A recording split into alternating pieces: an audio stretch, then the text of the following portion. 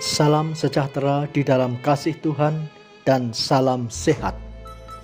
Berjumpa kembali dalam renungan harian Gereja Kristen Jawa Klasis Semarang Timur pada hari ini. Tema firman Tuhan, Seteru Allah, diambil dari Injil Lukas 19 ayat 27. Akan tetapi semua seteruku ini yang tidak suka aku menjadi rajanya, bawalah mereka kemari dan bunuhlah mereka di depan mataku. Saudara, bacaan kita hari ini tentang perumpamaan uang mina yang menceritakan 3 orang hamba yang diberi kepercayaan oleh tuannya. Pada saat ini kita tidak membahas tentang hamba pertama dan hamba kedua yang bertanggung jawab dapat mengembangkannya, tetapi kita akan fokus pada hamba ketiga. Jika hamba pertama dan kedua telah mengembangkan uang mina mereka, hamba yang ketiga ini tidak mau mengembangkan, melainkan hanya menyimpannya dalam sapu tangan dan berkata bahwa ia takut akan tuannya, karena tuannya adalah manusia yang keras, yang hanya mengambil dan menuai apa yang tidak pernah ditabur. Namun demikian, jawaban dan penjelasan hamba ketiga justru membuat tuannya marah.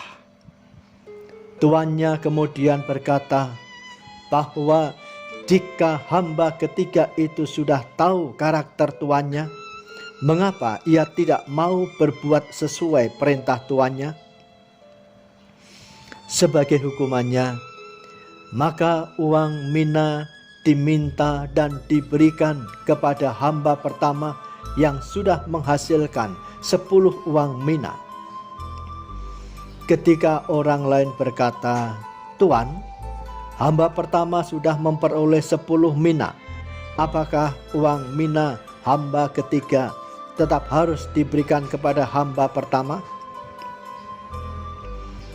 Maka tuan tersebut menjawab, "Setiap orang yang mempunyai, kepadanya akan diberi, tetapi siapa yang tidak mempunyai, daripadanya akan diambil juga apa yang ada padanya."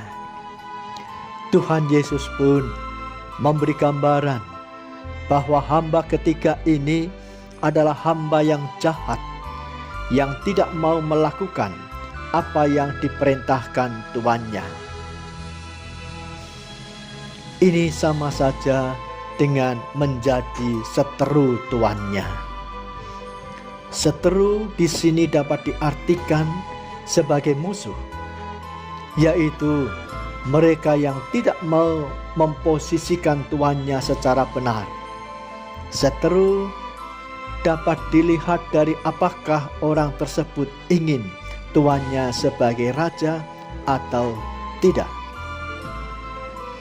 Orang yang tidak suka tuannya menjadi raja adalah seteru atau musuh raja tersebut, dan ada hukuman yang telah tersedia bagi mereka. Saudara-saudara, dari perumpamaan tersebut ada hal penting yang harus kita pahami, yaitu bahwa kita harus mengerti bagaimana karakter Tuhan atau Tuhan kita yang sekaligus adalah Raja kita, dan harus melakukan apapun yang menyukakan hati Tuhan itu.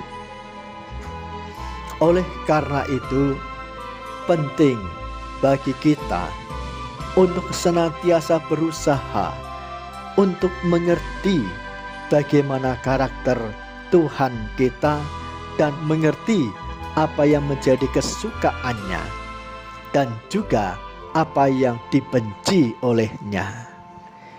Dalam hal ini kita menguji kehidupan kita. Apakah kita ada di pihak raja kita, atau kita menjadi seteru raja?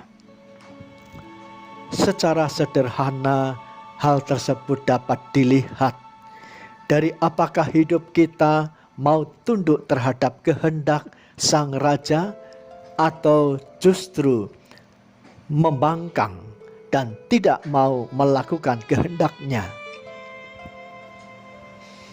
Orang yang percaya Tuhan Yesus sebagai Raja akan berusaha melakukan apa yang menjadi kehendaknya.